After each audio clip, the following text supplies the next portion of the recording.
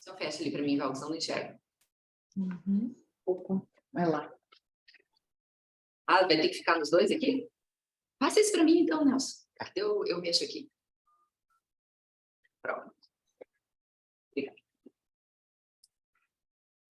Então, gente, bom dia a todos. Vê se tem alguém na sala de espera. Não tem, né, Val? Já entrou todo mundo, né? Não. Podemos começar, gente? A doutora Ana já está ali, a doutora Fernanda também, né?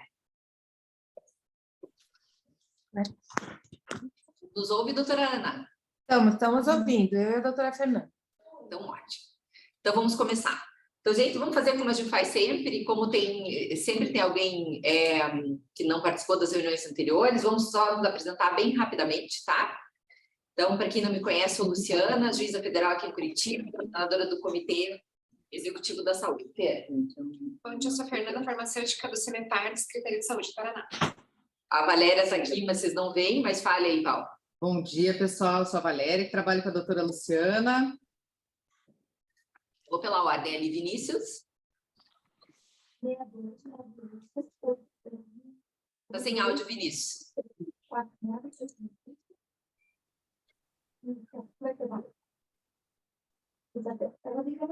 Liberou ali o áudio, mas a gente não está te ouvindo, Vinícius. Eu vou passar para o resto do pessoal enquanto você tenta aí mexer, tá? Tereza? Tereza Quinda, da Secretaria Municipal de Saúde de Curitiba. Bem-vinda, E Tereza. a nossa colega aqui, Miriane, Secretaria Municipal de Saúde de Curitiba. Bem-vindas. Bruno? Pessoal, meu nome é Bruno, sou juiz da Terceira Vara Federal de Londrina e coordenador do Comitê de Saúde aqui de Londrina também. Marina? Oi, bom dia, eu sou Marina, assessora técnica do COSEMES Paraná. Héctor Gebran? Bom dia a todos, meu nome é João Pedro Gebran, sou desembargador federal do TRF4. Márcia?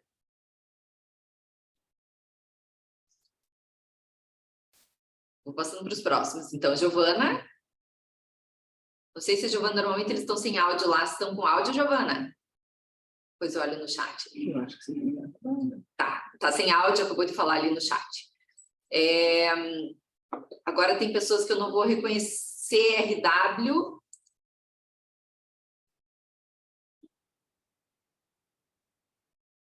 Tá. Renata. Está conectando o áudio ali. Bom dia. Bom dia. Se apresente, por favor. Renata Fará, sou conselheira estadual da OAB, advogada. Bom dia a todos. Camila. Bom dia a todos. Camila Simão, procuradora do Estado, chefe da Procuradoria de Saúde da PGE. Rodolfo.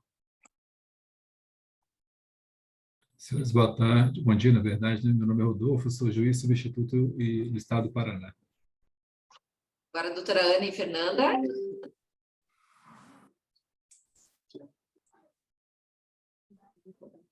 Tá sem áudio, doutora Ana. Bom dia, Maria Gripa, professora do UFPR.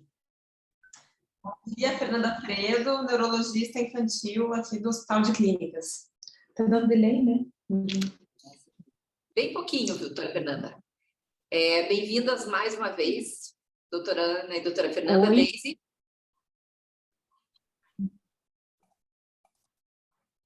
Tem áudio, Deise.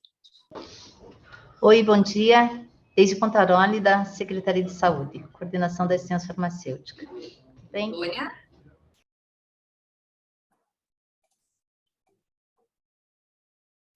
Gente, os demais que estão sem áudio ou que não se identificaram ali, se quiserem, podem se apresentar, tá bom?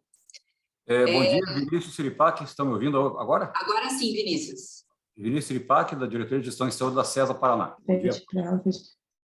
A gente está com um pouco de delay aqui. Para vocês aparece esse delay ou não? Não.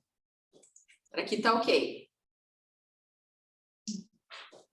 Quer sair e entrar de novo, doutora Ana?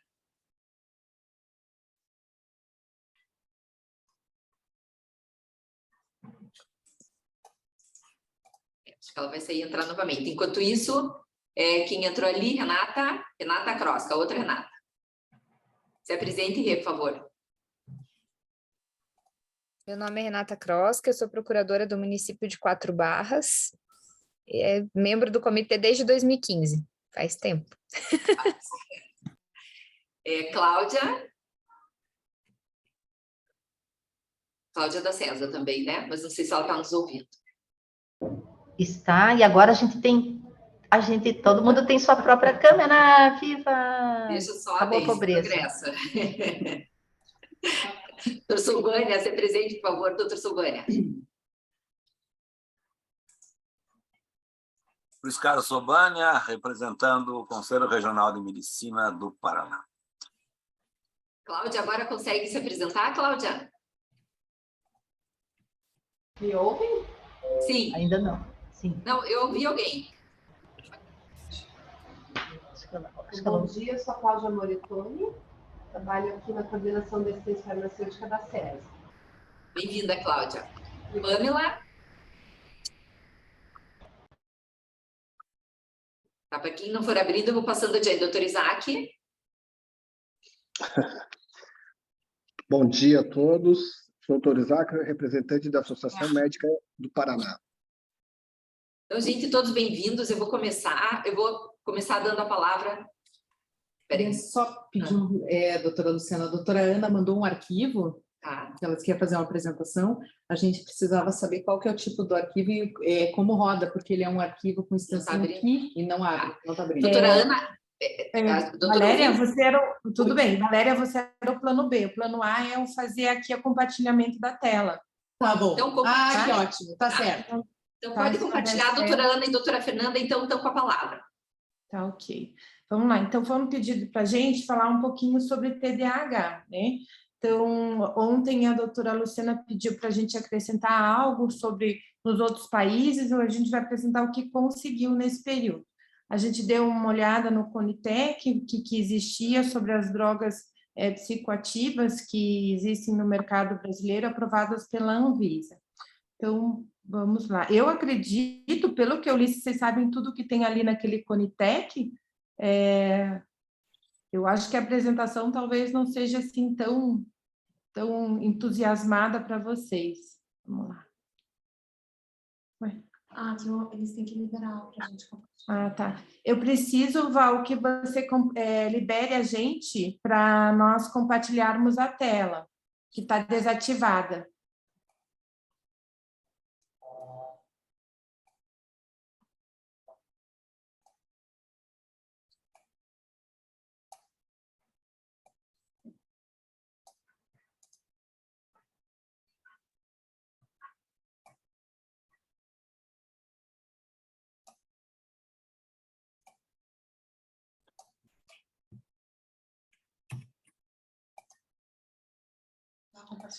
Val, eu preciso que você me autorize a compartilhar a tela. Tenta ver se deu agora. Agora deu. Deu? Tá. Essa aqui não vai dar direto, vai ter que fazer essa aqui. E agora aqui. Vocês estão vendo? Está sendo compartilhado para vocês? Tá. Sim. Tá. Bom, então vamos lá. Vamos falar hoje um pouquinho sobre TDAH, né? Só um pouquinho sobre o que é o TDAH. Ela é uma alteração neurobiológica que a gente sabe que existem causas genéticas, algumas síndromes genéticas que têm compatibilidade com essa patologia. Temos uma influência de alguém na família que eventualmente possa ter o mesmo transtorno. É um transtorno da infância, então ele se inicia realmente na infância e acarreta com sintomas de desatenção, inquietude, impulsividade. Eu pus aqui algumas siglas em inglês, porque os principais papers, embora o nosso representante brasileiro é muito ativo, se vocês quiserem entrar e procurar algo sobre o TDAH, são essas as siglas que a gente encontra. ADD, ADHD, que é a que a gente mais tem publicação no PubMed, e AD/HD. Bom, dentro do histórico, já tem o reconhecimento dessa doença desde o século XIX.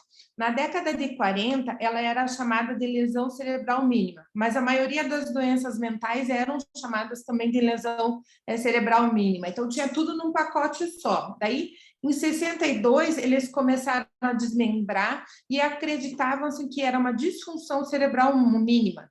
E a deficiência intelectual também estava nesse mesmo pacote. Aí veio o CID-10 e trouxe para a gente como um transtorno hipercinético. Eu ainda peguei na faculdade o termo transtorno hipercinético, e as crianças, às vezes, eram chamadas até de mal educadas, intransigentes ou sem limites, né? No DSM-4, ele começou já a organizar um pouquinho mais esse transtorno, e ele já chamava de transtorno de déficit de atenção e hiperatividade, e quando saiu o DSM-5, ele fez algumas alterações, como o adulto que tinha TDAH, ele, claro que ele não lembrava do que acontecia na infância dele, é uma doença da infância, e os pais, eventualmente, também não sabiam reconhecer. Então, o que mudou do DSM-4 para o DSM-5, principalmente, foi a idade. Então, a gente considerava que os sinais, sintomas tinham que começar até 6, 7 anos. Então, se mudou para 12 anos de idade, para que a pessoa adulta tivesse mais memória do que havia ocorrido, né? Com isso, a gente conseguiu abordar um pouco mais dos pacientes adultos que tinham TDAH. E hoje ela já é reconhecida pela OMS como uma patologia. Então, é importante porque existem alguns grupos de psicólogos que eles propagam, e pedagogos, que eles propagam que é uma doença inventada pela indústria, né? Então, tem vários indícios mostrando que realmente é uma doença. A gente sabe que a epidemiologia varia entre 3% a 5%. Então, se nós estamos aqui em... Se a gente tiver 50 pessoas, a gente vai ter pelo menos 2 pessoas que possam ter o TDAH. Vocês vejam que é um transtorno neuropsiquiátrico, que é muito comum na infância, mas a gente tem, na vida adulta, se mantendo até 60%. Antes, a gente acreditava que era só 30% que era mantido nessa população adulta ainda com TDAH. Até que surgiram algumas cortes, quando você teve mais determinação desse diagnóstico, e fez uma evolução e avaliação até a vida adulta, e viu-se que é muito maior do que se previa. Pode sim interferir no aprendizado, mas não interfere na inteligência das pessoas. Então, vocês vão ver adultos bem-sucedidos com TDAH, provavelmente a inteligência deles é muito maior para poder superar essa doença e chegar até onde eles chegaram a ter sucesso. Bom, acho que desconfigurou, porque como ele é... Desculpa, acho que vocês não estão vendo aqui o slide da forma correta, tá? Mas, assim, tem se aumentado muito o número de registros desses pacientes com TDAH, e há um questionamento se ele era subdiagnosticado na década de 80 ou está superestimado agora nos anos de 2020, 2022, 2025 e até 2030. Então, há algum questionamento que talvez exista um maior indício de adultos e crianças com esse diagnóstico, porque a gente tem um ritmo de vida um pouco diferenciado. Então, a gente tem telas, uso de telas, abuso do uso das telas, a gente tem situações mais violentas, tem muito mais estímulos para as crianças do que elas tinham nas décadas anteriores. Bom, a gente ainda não tem a resposta para o que está ocorrendo, mas a gente tem que, enfim, determinar quem tem ou não tem essa doença. O diagnóstico é baseado numa tríade, que é uma tríade clássica, que é a desatenção, a hiperatividade e a impulsividade. Então, a desatenção são todos esses itens correlatos aqui, que vocês têm facilmente na escala que eu vou passar adiante. A hiperatividade, ela é considerada 6 itens, mas ela é associada à impulsividade com mais esses 3 itens, e aí a gente pode classificar em tipos. A gente tem o tipo predominantemente desatento, o tipo predominantemente hiperativo e impulsivo, e o tipo combinado, que agregam as 2 anteriores colocadas acima. Nesse tipo, com predomínio de desatenção, é mais frequente nas meninas e traz para elas um grande prejuízo acadêmico, porque ela não incomoda ninguém e ninguém percebe que ela tem essa desatenção, principalmente nos primeiros anos da formação acadêmica. com predomínio hiperativo e impulsivo, frequente mais nos meninos. Eles têm formas mais agressivas de agir, falar, são impulsivos e têm uma alta taxa de rejeição, tanto de colegas e familiares, por conta dessa impulsividade que acaba atrapalhando e desagregando com os seus pares. E o tipo combinado, né, ele pode trazer mais alterações de conduta, de oposição, de desafiação, que são outros transtornos psiquiátricos, e traz mais prejuízo do funcionamento de uma forma global. Essa é a tabela que a gente normalmente, não é uma tabela, propriamente é uma escala, né, mas você pode chamar de tabela, que traz aqueles itens de desatenção e os itens de hiperatividade e impulsividade.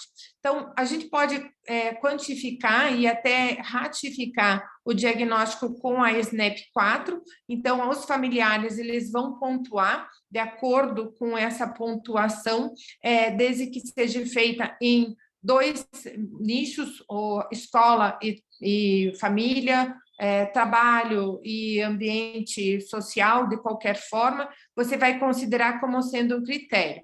Eu preciso, então, ter pelo menos 6 meses dessa patologia, e os sintomas vão estar presentes antes dos 12 anos de idade, como eu já informei para vocês. Eu tenho problemas, então isso está trazendo alterações em todo o seu ambiente escolar, social ou familiar. Algumas vezes, pais de pacientes que têm TDAH chegam para a gente, nós identificamos esse curso de doença e eles colocam para a gente, mas eu tive sucesso na minha vida profissional, a mãe já olha meio torto assim, tipo, mas na vida pessoal a gente não teve tanto sucesso assim, a mãe traz um monte de queixas em relação a ele, o que vai a gente a ter um olhar também para a dinâmica dessa família. E tem que ter um outro problema associado. Então, esses critérios fecham para a gente na DSM-5 como o diagnóstico de TDAH. Ponto. Então, o que a gente precisa passar para vocês, dentro do ponto de vista da justiça, é qual é o tratamento. Então, o tratamento é uma abordagem mais ampla, multiprofissionais, abordando desde a psicologia, a gente tem que fazer treinamento para os pais, para como lidar com essas crianças, precisa uma intervenção junto à escola, um acompanhamento psicopedagógico para a gente recuperar todos aqueles déficits que a criança, quando chega para a gente, já está com sequelas dentro desse aprendizado. Às vezes, preciso de psicoterapia, se você tem uma baixa estima, por ela observar que ela não tem o rendimento que ela teria capacidade de efetuar. Existem cobranças da escola, da sociedade e da família. Tem um tratamento que eu posso fazer, uma reeducação psicomotora. Então, a criança faz, como uma terapia cognitiva comportamental, um treino de como não interferir em uma conversa ou estragar, às vezes, uma brincadeira.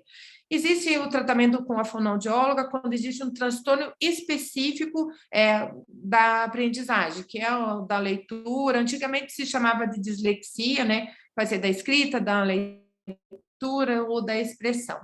Por fim, o tratamento farmacológico. Então, a gente pode usar os psicoestimulantes, que é a primeira linha para o tratamento do TDAH, antidepressivos e alfa-agonistas.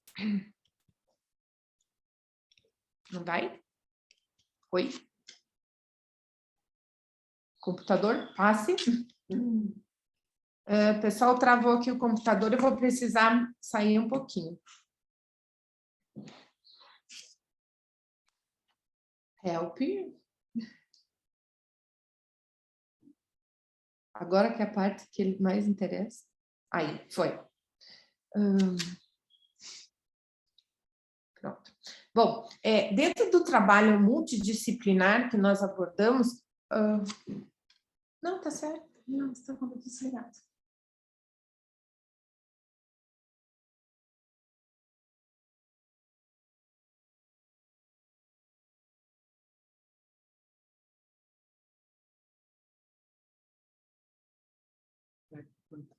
Ana, está sem áudio. Já percebemos. Pronto, acho que a gente já... Pronto, desculpa.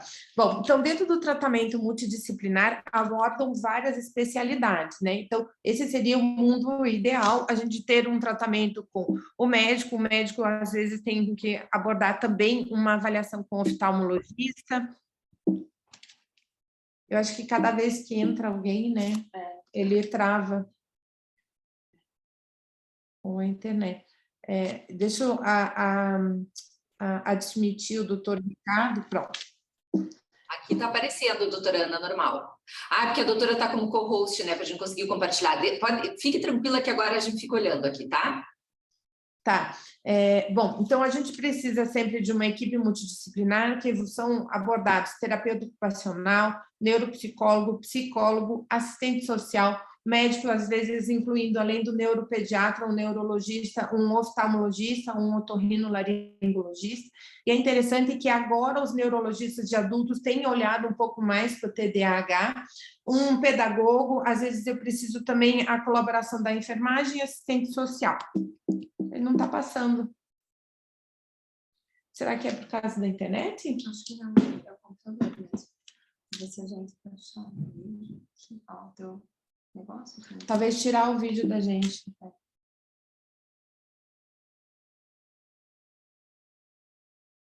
Eu adoro o Mac, mas ele sempre me faz passar vergonha. Não foi. Quem sabe parar de compartilhar e começar novamente, doutora Ana? Eu vou tentar. Tá.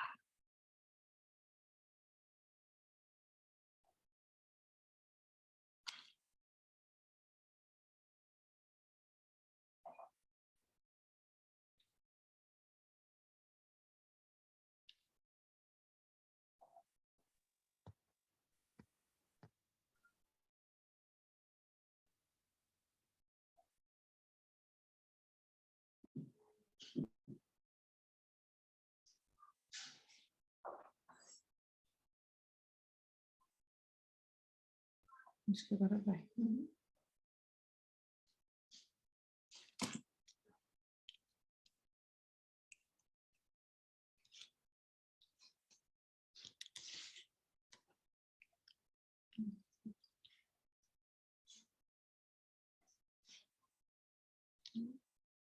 Ele trava aqui, será?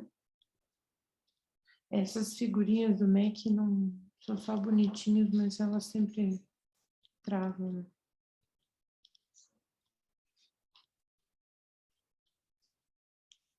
Pronto. Bom, chegamos aqui no tratamento medicamentoso, né?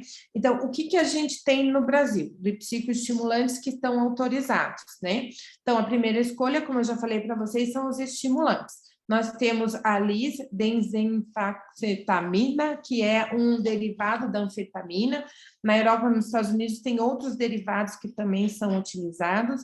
A marca dele, o nome comercial é o Venvas, que no Brasil a gente tem 30, 50 e 70, que tem uma duração média de 12 horas.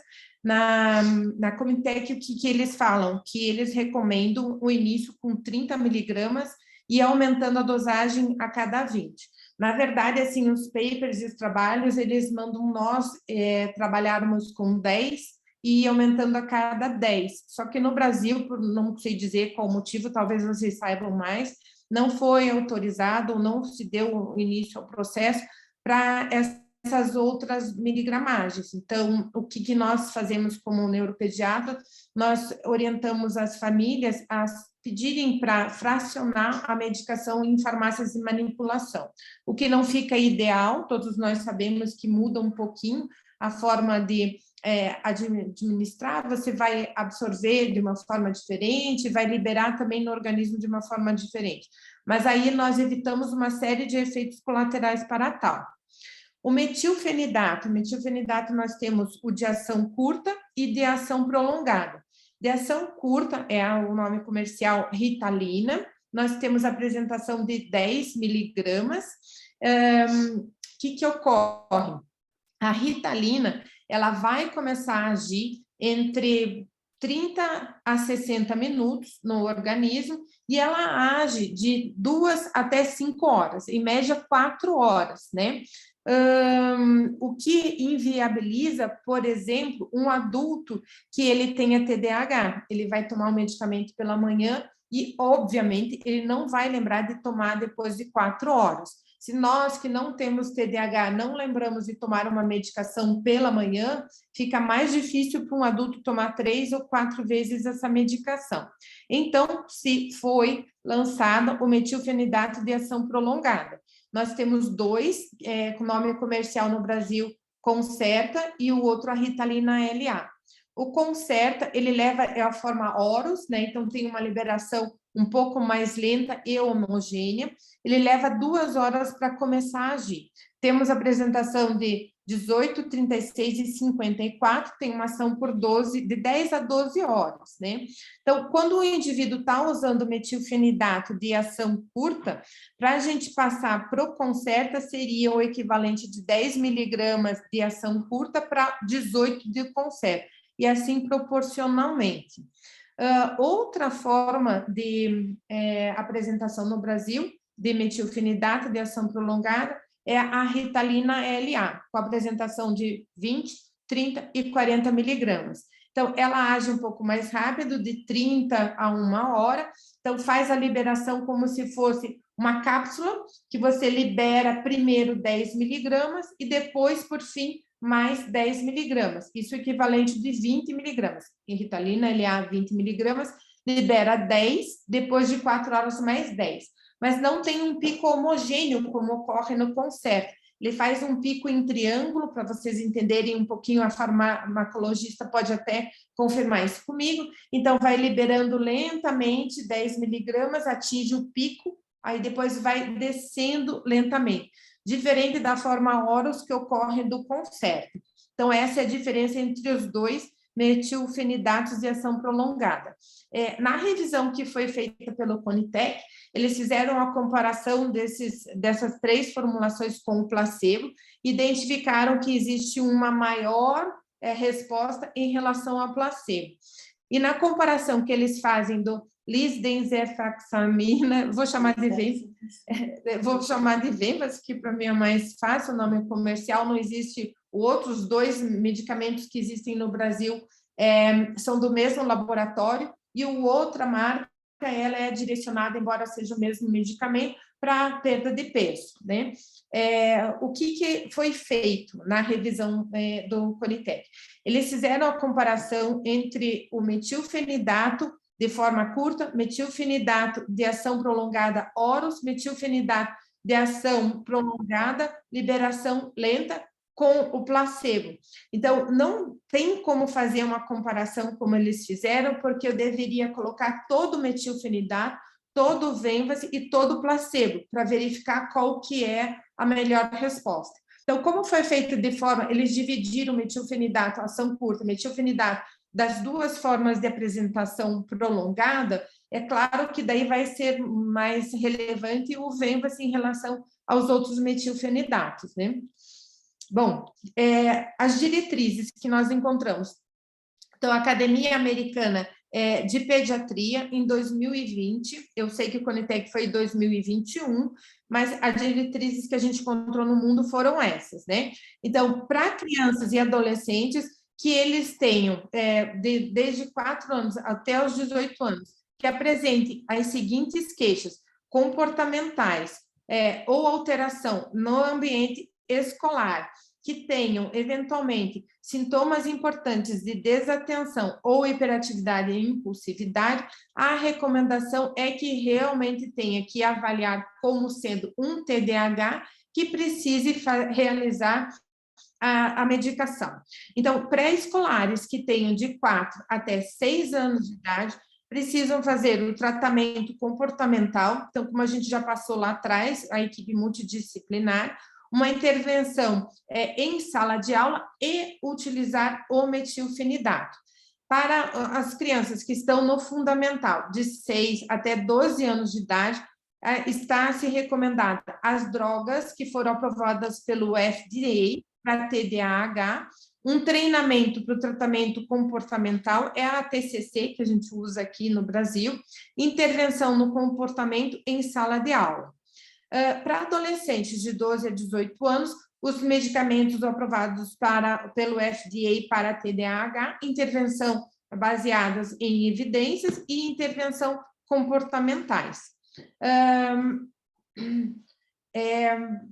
No que a gente encontrou nas diretrizes para TDAH em crianças e adolescentes na Inglaterra, que é o NICE, né? A recomendação é para crianças de 5 ou mais anos, elas utilizarem um metilfenidato de curta ou longa duração e testar por 6 semanas. Se não tiver resposta nessas 6 semanas, trocar-se, então, para lisdesanfetamina, né? Para adultos, que eles utilizem, ou pode ser utilizado ou o metilfenidato ou a lisdesanfetamina, não tem preferência por um ou outro, mas se for testada para o adulto o metilfenidato e não houver resposta, ele troca daí a medicação pelo outro correspondente após ser testada por 6 semanas. Então, é só inverter, são as duas medicações que são recomendadas para eles. Lá no NICE, eles também têm liberado para eles a tamoxifeno, que é que a gente chama de, essas são os psicoestimulantes, e os não psicoestimulantes é a tamoxifeno. E não está liberado para o Brasil nem o atomoxifeno e nem que é uma droga nova, também derivado da anfetamina, é a dexanfetamina. Eu acabei colocando o nome em inglês, é só trocar o E pelo A, que quando entrar pelo Brasil, provavelmente é esse nome que vai ser colocado.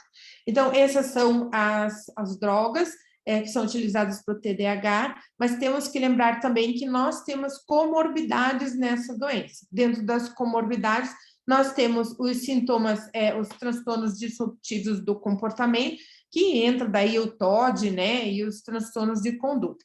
Temos transtornos disruptivos em adolescentes, temos a depressão, que pode chegar até 20% dos pacientes com TDAH, a ansiedade, que chega até 25%, transtornos de aprendizagem também, a gente vê que isso pode ter impacto social importante, que são pessoas que são inteligentes e acabam não tendo o desempenho que elas poderiam ter dentro do intelecto deles. E está na Conitec também a preocupação com o abuso e a dependência de drogas. Tem a corte, que é referência internacional, é do grupo de Porto Alegre, inclusive o último presidente da sociedade de TDAH era o Rodi, que é um brasileiro que tem assim uma das maiores referências sobre TDAH. E eles fizeram essa corte, então, lá em Porto Alegre, eles acompanharam por 30 anos as crianças, porque antes se perguntavam, será que o metilfenidato não vai trazer dependência para essas crianças com TDAH? E viu-se que, uma informação bem importante, que a Conitec também levantou, que crianças não tratadas com TDAH tinham mais risco de evoluir para dependência do que as crianças não tratadas, do que as crianças tratadas. Ou seja, concluiu-se que todas as crianças devem ser tratadas para evitar esse 30% de crianças que evoluíram para adultos ou adolescentes com dependência de drogas, drogas lícitas e drogas ilícitas. Bom, a doutora Luciana me pediu para acrescentar algo que a gente encontrasse que fosse mais atualizado. Então, saiu neste ano essa revisão, que ela é bem relevante para o tratamento do TDAH em crianças e adolescentes, e eu extraí deles apenas a tabela que fala sobre os psicoestimulantes. Então, nós temos os não psicoestimulantes, como eu já referi lá atrás, e eles trazem para a gente informação que a gente já sabia, né? Que as duas substâncias que estão indicadas são o metilfenidato e a lisdesanfetamina, que elas têm como efeito colateral principal alteração no peso, na estatura. Podemos ter alteração também cardiovasculares, como aumento da pressão arterial. Então, o uso dessas medicações exige que o médico faça um acompanhamento, verificando se há alteração do aumento da pressão arterial ou alteração do ritmo cardíaco. Além de, por perder o apetite, pode influenciar na estatura e também no peso. Nós temos, isso não está nessa revisão, mas a gente tem a informação que a estatura final pode alterar entre 1 a 1,5 centímetro. Se for uma menina que ia ficar com 1,72 m, 1 a 2 centímetros, não vai ter grande influência. Mas se for um menino que ficaria com 1,65 m, 1 a 1,5 cm, pode ter grande relevância. Então, mais uma vez, nós precisamos customizar o tratamento de cada paciente, porque uma influência para um pode não ter influência para outro. Eu deixar de tratar um TDAH numa menina que tem uma probabilidade de estatura final, é melhor a gente tratar o TDAH. E um menino que possa ter uma influência negativa no seu na sua autoestima por ficar com uma baixa estatura, nós precisamos buscar outras alternativas para esse tratamento, né? Bom, lembrar também que o diagnóstico diferencial para o TDAH, às vezes, são comorbidades. Então, eu tenho que inferir se há realmente um TDAH numa criança que tem um transtorno de ansiedade, num ansioso, generalizado, numa alteração do sono. A gente já pegou uma criança que era um respirador bucal, ele tinha na sua polissonografia vários despertares. A partir do momento que a gente tratou o distúrbio do sono, não teve mais a clínica de TDAH. Lembrar do TOD, que é diagnóstico diferencial, e também é uma comorbidade do TDAH. Alterações do comportamento, outros transtornos de humor, como a depressão. Então, diagnóstico diferencial também pode ser uma comorbidade. Só uma palhinha aqui para vocês sobre TDAH e as telas, na revisão da literatura, mostra que está diretamente relacionado, né? Então, permanece ainda aberto para investigações maiores. A gente viu lá no início de vocês que houve um aumento dessa prevalência, e justamente quando ficou mais acessível o uso comercial das telas. Então, tem essas questões todas abertas, a gente precisa mais de uma série mais sistemática para uma investigação, e todo o que a gente tem até agora é empírico para se levantar, né? Por fim, eu passaria agora só as perguntas e agradecer. Eu estou aqui com a doutora Fernanda, que tem também uma experiência ampla no TDAH, para a gente poder discutir um pouquinho mais. Obrigada, doutora Ana. Antes de abrir para a pergunta, eu queria tirar uma dúvida com a doutora bem rápida. A doutora falou que não só os estimulantes podiam ser utilizados, mas outros tipos de medicamento, é isso? Isso, só que a gente não tem liberado no país. Ah, nenhum dos outros está liberado no país, é isso? Não, não passou pela Anvisa. A Anvisa então, não tem essa autorização. Tem aqui são os estimulantes. Isso, o que a gente tem são os estimulantes. O que a gente faz quando há necessidade de usar os não psicoestimulantes, a gente entra na Anvisa com uma solicitação de liberação para importação, ou tem algumas farmácias já autorizadas para importar, e o paciente compra diretamente dessas importadoras. Tá. Gente, está aberto para perguntas, então eu não sei se a Secretaria Municipal ou a Estadual querem fazer alguma manifestação antes. A Camila levantou a mão. Camila. Aqui? Bom dia. Eu tenho uma pergunta, na verdade. Duas. Eu gostaria de saber se uma criança diagnosticada, assim, muito precocemente, ela necessariamente vai utilizar medicação a vida toda? Assim, é uma necessidade que precisa ser acompanhada, e é possível ter uma evolução que vá poder ter uma vida normal sem o medicamento? Ou é algo que precisa ser tratado a vida toda? E a segunda pergunta que eu ia fazer é se, em geral, existe uma orientação aos médicos dessas crianças que que orientem os pais com relação às telas, assim, para que, como dizer assim, o diabetes ele pode ser tratado com medicamento, mas ele não é só um medicamento, ele precisa de exercício físico, controle de alimentação. É possível fazer a mesma lógica para esse tipo de transtorno? Ou seja, é necessário conscientizar os pais dessas outras medidas não medicamentosas, porque, de maneira geral, a população busca nos medicamentos uma solução para os seus problemas, né? E se não há uma orientação com relação à importância de outros tipos de medida, isso acaba ficando desconhecido dos pais. Então, eu queria saber se existe alguma orientação, assim, que os médicos façam isso para os pais. Posso responder? Então, assim, até como a doutora Ana explicou, né, na apresentação dela, 60% dos pacientes permanecem com o TDAH durante a vida adulta. E sim, alguns deles precisarão continuar com o uso da medicação.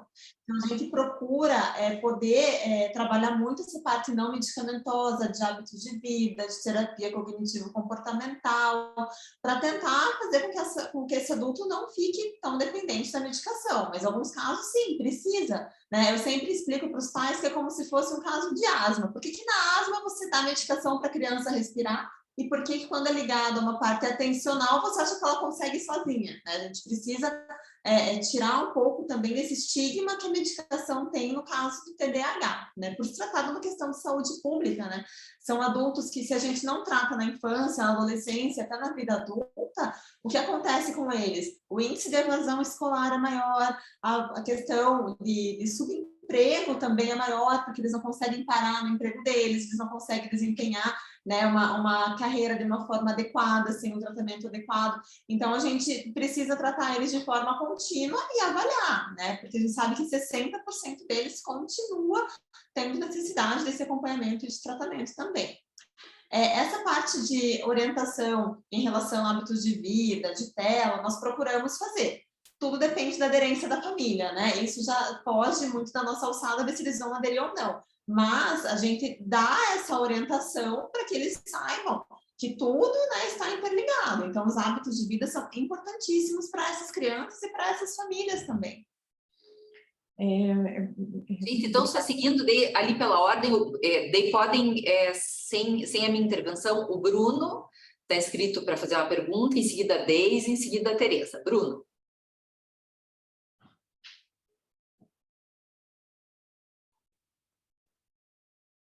Bruno, a gente não está ouvindo. Desculpa, esqueci o botãozinho aqui. Bom dia, pessoal. Obrigado, Luciana, pela palavra.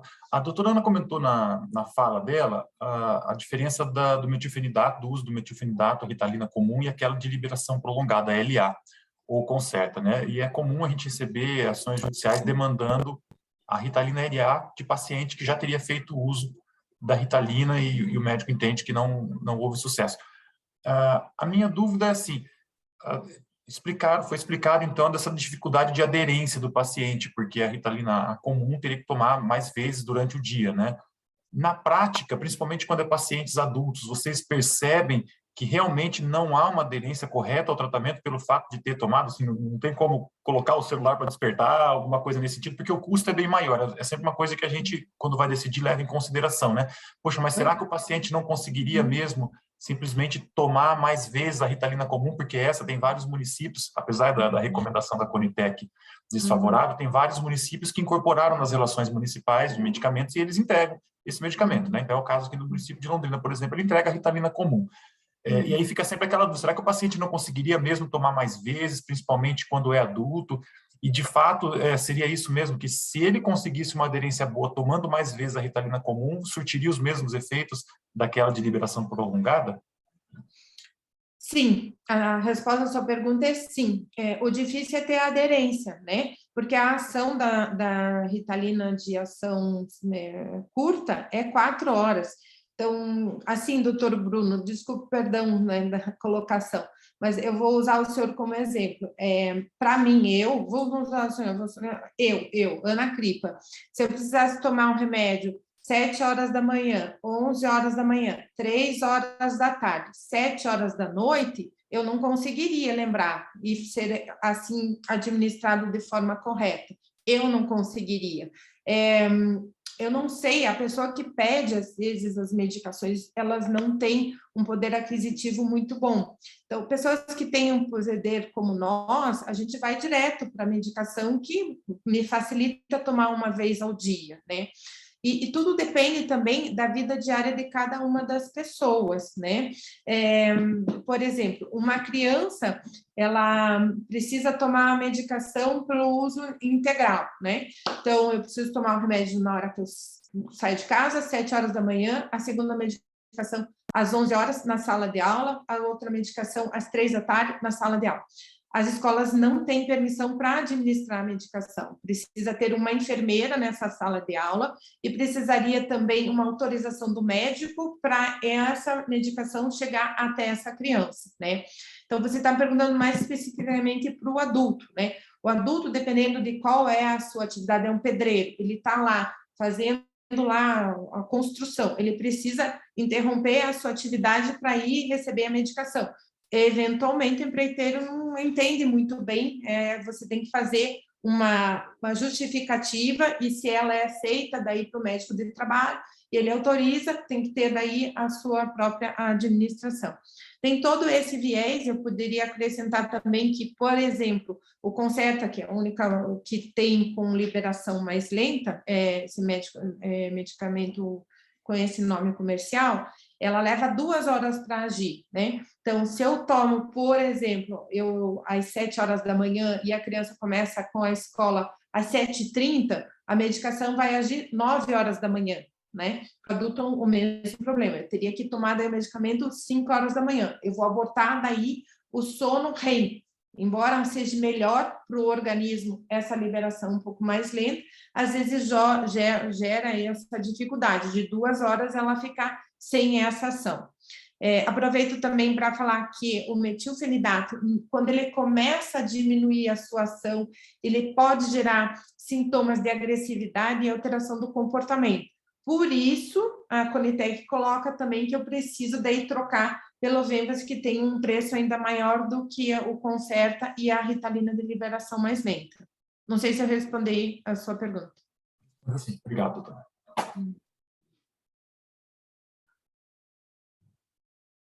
A doutora Daisy.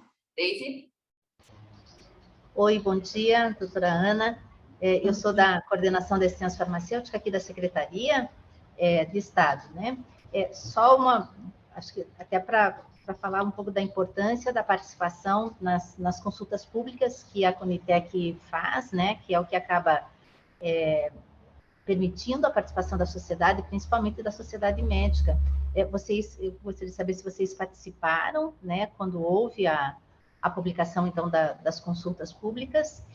Essa é uma questão, ou enquanto sociedade, ou mesmo enquanto profissional. E a outra questão é que, eu queria até, a Fernanda, acho que está ali com a Luciana, lá na Justiça Federal, falar de uma situação que a gente teve, doutora, em relação a uma região do estado, onde havia uma grande prescrição para um grupo de crianças em idade escolar, a partir de um projeto do município que fazia a identificação, né, dessa condição clínica nas crianças. Assim, chamou a atenção essa questão, acho que era lá na região de Paranavaí, se eu não me engano.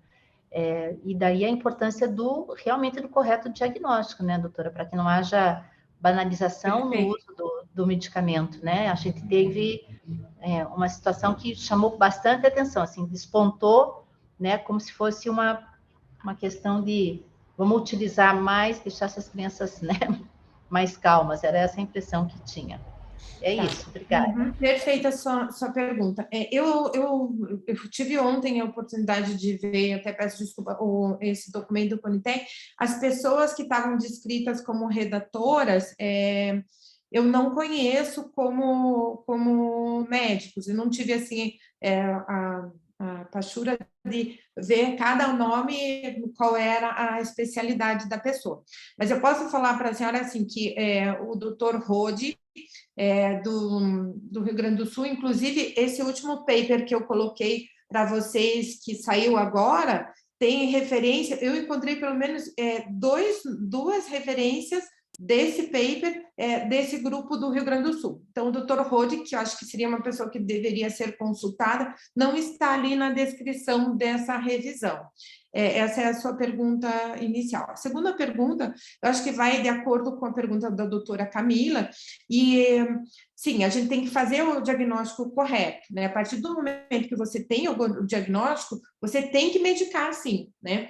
Então, a banalização, e eu acho que às vezes as pessoas que não são muitos experts no assunto, acabam daí desviando e fazendo com que algumas pessoas critiquem que é uma doença inventada. né? Então, por isso tem critérios. Então, as doenças mentais, elas não têm um marcador biológico, e por isso gera também a desconfiança se é ou não é uma doença. Na década de 80, a depressão era considerada assim como frescura. Hoje a gente consegue perceber que realmente é uma doença. A dica é, se Paranavaí tem uma determinada população, e se você, acima de 5% dessa população está recebendo medicamento, alguma coisa está errada. Acho que aí levantaram-se aí o botão de alerta, né? Então, quais são os diagnósticos diferenciais, né? Então, eu preciso que esse mesmo comportamento seja na escola e na família. Então, se eu tenho somente na família esse comportamento, talvez eu tenha um desajuste familiar. Se eu tenho isso só na escola, talvez a escola está supervalorizando crianças que às vezes não estão entretidas em sala de aula. Então, o diagnóstico diferencial sempre é importante. Verificar se a criança está dormindo de forma adequada, verificar se essa criança não está ansiosa, verificar se essa criança, ou até adulto, eles estão enxergando bem, se eles estão ouvindo bem. Aí vai-se a equipe multidisciplinar para afastar outros diagnósticos. Quero medicação para a criança ficar quieta. As famílias, sim, estão colocando, assim, terceirizando o papel da educação. Estão colocando as crianças para a escola resolve o problema para aprender. Para o médico, a escola daí quarteiriza para o médico faça essa criança que fique quieta, né? Então, quando tem a hiperatividade, sim, isso está, às vezes, supervalorizado. Então, você precisa colocar na balança, né? O profissional se avaliou de forma correta essa criança, para não superdiagnosticar, e a equipe toda está subvalorizando algumas queixas e deixando de fazer o diagnóstico e deixando de dar oportunidade para essa pessoa receber o tratamento adequado e ter as suas funções de acordo com o seu intelecto e a sua capacidade e a sua vontade de aprender e executar. Não sei se você quer acrescentar alguma coisa. Não sei se eu respondi. Sim, esse profissional na área da medicina seria o neurologista, o mais indicado. Ou o psiquiatra ou o neurologista. Tá. E em relação ainda à consulta pública, eu me refiro não só a quem elaborou o documento e é quem vai lá nominado, até porque a Conitec, ela contrata diversos grupos de especialistas, né? Esses grupos não são necessariamente do Ministério da Saúde, mas também como depois, quando esse documento é submetido à consulta pública, a oportunidade de que todos os demais, né, médicos, sociedade científica, também possam participar, né, dando contribuições. Acho que são duas possibilidades aí, só para reforçar a importância também na participação, né, na consulta pública, que eu acho que aí sim os profissionais que têm experiência, né, que tratam desse assunto podem realmente se manifestar. Mas obrigado pela explicação. Tereza? Só colocando, né, que a nossa secretaria aqui de Curitiba está trabalhando em cima já de um protocolo e a preocupação maior é a otimização do especialista, seja do psiquiatra ou do neurologista, né? Então, primeiro, eu acho que foi colocado muito fortemente aí a questão do diagnóstico mais assertivo e da questão do encaminhamento, né? Então, a gente tem trabalhado junto com as nossas escolas no sentido de fazer os encaminhamentos mais corretamente e otimizar essas consultas dos especialistas, né? Que a gente trabalha com a estratégia de saúde da família, o nosso médico precisa estar ciente para poder encaminhar para o neurologista ou para o psiquiatra. Então, acho que é um cuidado aí que a gente tem que ter para não sobrecarregar as agendas, né? Nesse sentido também, só queria colaborar com isso. Obrigada. Doutora Ana, deixa eu fazer um questionamento. Às vezes aparecem algumas notas técnicas aqui nos nossos processos, alguns medicamentos como se fosse uma alternativa ao uso dos estimulantes. Eu sei que são de outra classe, mas eu queria que a doutora me dissesse. Então, às vezes aparece a possibilidade de uso de clomipramina e nortriptilina. Isso procede?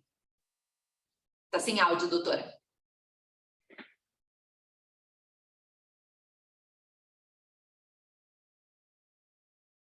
Ainda está sem áudio.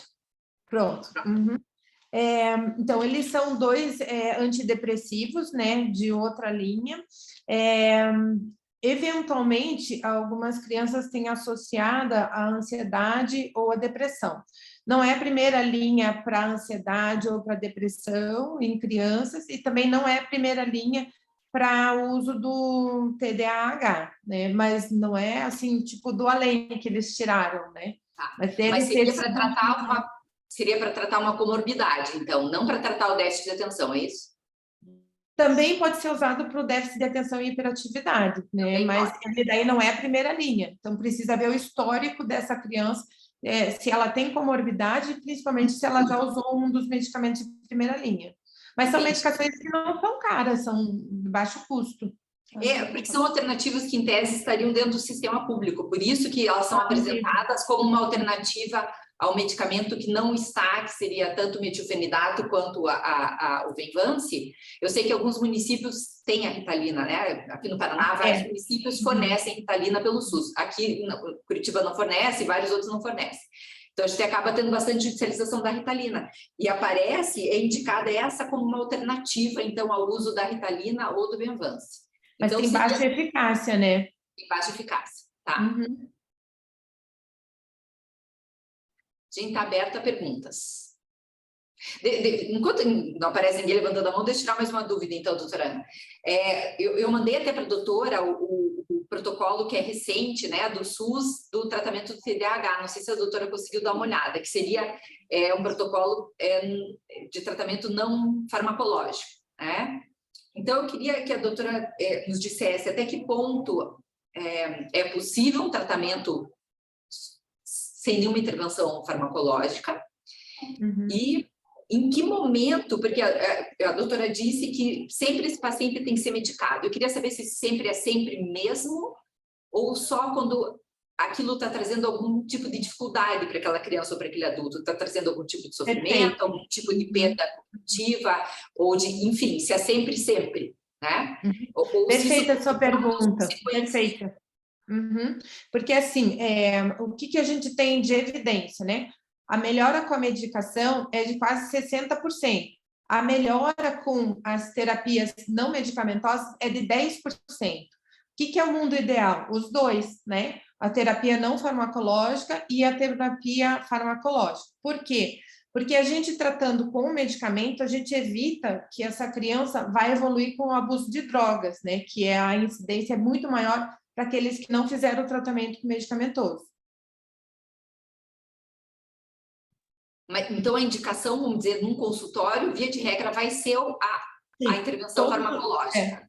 Sim, todo TDAH, daí vai a pergunta anterior. E se não é um TDAH, né? Então, a gente precisa ter certeza que realmente preencheu todos os critérios. E assim, daí seria mais uma discussão entre neurologistas, né? Existem pessoas que não preenchem todos os critérios, mas a gente tratando com TDAH tem um custo bem melhor, mas aí são filigramas só. Mas o diagnóstico de TDAH, sim, tem que ser feito o tratamento medicamentoso. Vamos complementar, né, o acesso às terapias. Infelizmente, aqui pelo SUS, a gente não tem acesso a essa terapia não farmacológica. Então, acontece muito. Aqui mesmo no Hospital de Clínicas, a gente encaminha uma criança para psicoterapia via unidade de saúde. Por conta do TDAH, eles vão para a primeira consulta e recebem alta. E com a justificativa de, olha, existem coisas muito mais graves, a gente não vai atender TDAH. Então, a gente fica muito preso a isso também aqui no SUS, né? Não tem psicólogo para atender essas crianças. Doutor, está aberto. Quem quer fazer alguma pergunta? Doutor Sobani. Depois, você me permite fazer uma pergunta, mas que eu não estou conseguindo levantar a mãozinha aqui. Eu quero fazer mais um comentário, né? Porque desde levantou, a sociedade participa dessas consultas públicas. Eu acho que as consultas públicas que se faz no sistema de saúde não tem um canal claro de divulgação. Algumas coisas na minha área, que é de ortopedia e traumatologia, tem coisas novas que a Anvisa propaga. E você não está olhando o site toda hora. E não é muito fácil isso, né? Mesmo a sociedade tem tanta atividade de educação continuada que tem alguma dificuldade. Eu tomo conhecimento porque conheço pessoas da Anvisa que elas me passam, Sobane, isso talvez seja de interesse de vocês. E aí tem a consulta pública e era de grande interesse da gente, né? Eu acho que o canal, em todos os setores, seja do Ministério, seja da Anvisa, seja da Conitec, entendeu? Assim, as consultas públicas precisariam tomar mais conhecimento. Como as secretarias de saúde tomam mais conhecimento por ofício, por função, eu acho que elas poderiam também divulgar, que essa consulta pública pudesse ser divulgada mais fácil, né? Porque quando a gente olha, passou o tempo, a hora que você vai olhar. Então, eu acho que essa divulgação é isso. E eu falo isso em termos de uma discussão que vai ser feita na segunda-feira no Supremo Tribunal Federal sobre escolas médicas, né? As escolas médicas estão sendo abertas por liminar na Justiça. Pode isso, né? É uma coisa tão técnica, uma escola é tão complicada. Nós temos 324 escolas médicas no país, nós temos 116 hospitais universitários. Esses alunos estão sendo bem ensinados e eu estou preocupado, né? Porque esses alunos estão tendo dificuldade de trabalhar, dificuldade de fazer, e onde vão e o que vão fazer. E eles saem das escolas assim, livremente, né? E nós não podemos fazer um exame pós-formação. O cara fica 6 anos na escola e depois vai. Então, o Tribunal Superior, o Supremo Tribunal Federal, convocou uma consulta pública. Mas essa consulta pública sobre escolas de medicina chegou a todos por via do Supremo Tribunal Federal, porque o ministro quer ouvir todas as pessoas. Então, ele chegou a todos. Chegou a todas as sociedades médicas, chegou aos reitores, chegou a todo mundo. Estou fazendo uma consulta pública. O que vocês têm a dizer sobre isso, né? E chegou isso fácil para a gente, né? Mas não chega assim normalmente, né? Então, porque, na verdade, uma sociedade de neuro, não sei, talvez ela esteja vendo isso, tem alguém na Conitec, mas eu vejo nas outras consultas, né? Elas passam desapercebidas. E a sensação que eu tenho é bom não ter muita gente discutindo isso que a gente já discutiu. Então, fica para a gente fica esse critério. Então, eu acho que, Deise, as consultas públicas que existem, você toma conhecimento, vocês podiam divulgar também, né? Porque se eu sei, eu ligo para a minha sociedade, eu digo, olha, está havendo uma consulta lá sobre esse assunto, sobre esse novo material, sobre isso, se é necessário, se não é necessário. E muitas vezes a opinião dos especialistas, daqueles da área, seja psicólogo, seja terapeuta, seja médico, pode ajudar bastante, né? Eu acho que aí é uma falha nas consultas públicas. Nós não temos um costume muito claro de consulta pública. Precisamos melhorar. Desculpe o tempo. Então... Doutora, se me permite uma parte, eu já faço aqui rapidinho, doutor Sobânia, Rodolfo, só para dizer que... Depois já passo para o Rodolfo e depois para a Renata Krosca. Tá. Dizer que a gente tem aqui uma tarefa, inclusive, da nossa estagiária aqui da coordenação, ela entra no site da Conitec todos os dias e todas as consultas públicas a gente transforma, doutor Sobânia, num e-mail encaminhado com regularidade já há bastante tempo para quem a gente encaminha.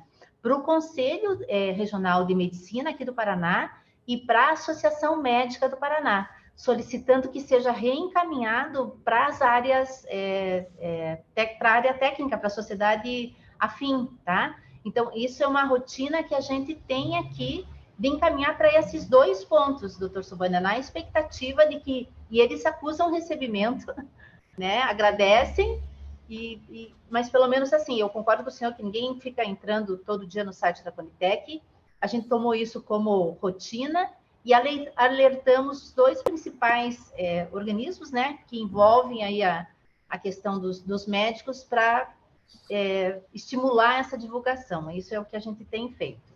Obrigada. Muito bom, muito bom. Parabéns. Senhor, bom dia novamente. A minha pergunta é mais para as doutoras que apresentaram a palestra. As senhoras trataram de um tratamento ideal, colocaram um tratamento ideal, digamos assim, de um medicamento que teria eficácia, mas eu queria que você, se possível, apresentasse um tratamento, digamos assim, que seria um alternativo, que envolvesse tanta possibilidade da pessoa que não tem condições de arcar com o valor daquela medicação que é mais cara, e, ao mesmo tempo, levar em consideração os problemas daquele medicamento que não surte o efeito prolongado da Ritalina, que às vezes tem um efeito de um tempo menor. Porque às vezes a gente vê processo aqui que a pessoa pede um medicamento e o médico prescreve uma determinada medicação, mas a gente fica assim, será que tem que ser realmente aquela medicação ou será que teria a possibilidade de fazer um tratamento alternativo, mesclando uma medicação que não tem uma duração tão longa com outra medicação que tem uma duração mais prolongada?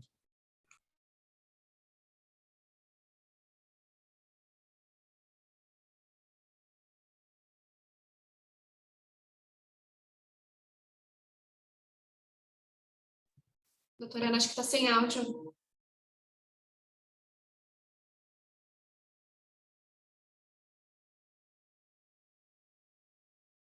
Eu acho que elas caíram aqui. Acho que elas não estão, né? Eu assumi aqui no lugar da doutora Luciana. Não sei se a Renata era para as doutoras também. Pergunta, Renata. Sim, minha pergunta é para elas também. Ela caiu, não tem pedido aqui ainda de ingresso.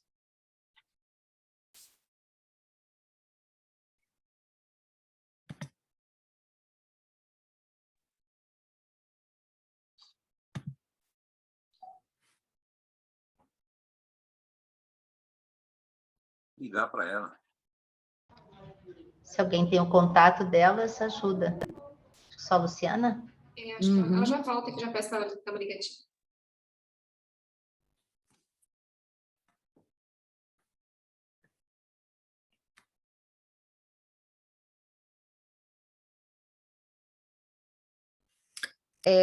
Mas aproveitando, assim, que me chamou a atenção, aproveitar a presença da Deise e da Fer, que são da área de farmacologia, é a gente não ter nenhum incorporado que não seja um estimulante, né?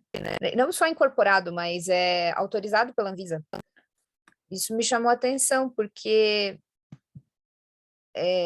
se a pessoa tem hiperatividade e ela vai tomar um estimulante, não me parece ser uma coisa muito, assim, parece meio contraditório. Essa é a minha pergunta para elas, né? Acho que a doutora Ana voltou. A doutora Ana tinha caído, né, doutora? Desculpa, quando chove aqui no hospital fica um pouco mais difícil entender. Renata, então acho que... Passar para o Rodolfo repetir a pergunta? Tá, joia, obrigada. Doutora Ana, minha pergunta de forma bem sintética, assim, se haveria um tratamento alternativo, assim, que eu, por exemplo, sou juiz e a gente às vezes recebe um pedido de ação judicial e já vem com aquela medicação, assim, o Venvas, e que seria a medicação que ela tem um custo muito maior do que os outros, mas a eficácia dela é melhor por conta da duração. Mas, às vezes, a gente, digamos assim, a parte não tem condições de comprar aquela medicação e, eventualmente, a gente não está seguro de que a Ritalina não surtirá o efeito desejado. Então, assim, se na prática a gente poderia adotar uma medida alternativa, conciliando custo-benefício, eventualmente a Ritalina poderia ser mantida, prescrevendo conjunto com o Venvas. Bom, eu vou falar na prática clínica. Então, a gente tem essas 4 apresentações, né? O Venvas, a Ritalina de curta, de longa e o Concerta, né? A gente vê que desde 2007, que foi lançada a medicação aqui no Brasil, o Venvas, ele tem, por que ele seria melhor em relação aos outros? Porque ele, dentro de meia hora, ele está agindo e ele consegue agir de forma contínua a 10 a 12 horas. Aí, depois, se a gente for pensar um medicamento que teria uma ação contínua, seria o Concerta, mas ele leva 2 horas para iniciar a sua ação. Ou a Ritalina, de forma de liberação lenta, ela faz picos durante o seu uso e, com isso, tem mais efeitos colaterais, né? E a Ritalina, de forma comum, ela tem uma ação por 4 horas só. O que acontece, às vezes, com um paciente que não tem condições de comprar ou Venvas? Você está usando a Ritalina e, quando ela começa a perder a sua ação, ele pode ter picos de agressão, de agitação, de irritabilidade e alterações de comportamento bem importantes. Daí, sim, a gente não tem como usar o metilfenidato. Daí, a alternativa seria o Venvas, né? O que acontece? O Venvas, eu fui num congresso americano de psiquiatria em 2018, e lá eles já começaram a falar que ele pode dar dependência. Então, vocês, como juízes, têm que questionar, número 1, se o medicamento Ritalina fez algum efeito colateral no metilfenidato de qualquer forma, como aumento de pressão, perda de apetite importante, perda de peso por conta do uso desse medicamento e alterações do comportamento. Se teve, a gente não pode discutir. Se não teve, precisa questionar se o médico assume a responsabilidade de acompanhar a cada 6 meses pelo questionamento do uso de dependência por conta de uma anfetamina, ele é derivado de uma anfetamina, né? Então, são, acho que essas questões que o não médico precisaria saber. Aí a pergunta, eu peguei o finalzinho da doutora Renata, que ela questionou que não faz sentido fazer um estimulante para o paciente que já é estimulado. Todos esses medicamentos, na verdade, são para melhorar a atenção. Então, como a medicação ela pode melhorar a atenção, com isso, o indivíduo que tem TDAH, ele presta ali o foco e evita a sua hiperatividade. Que o hiperativo faz assim, olha aqui, presta atenção ali, presta atenção ali. Então, ele não foca e acaba sendo essa hiperatividade sendo mais estimulada. Então, ele não é usado, ele não é um psicoestimulante, não para melhorar a hiperatividade, para melhorar a atenção. E como consequência secundária, melhora a hiperatividade.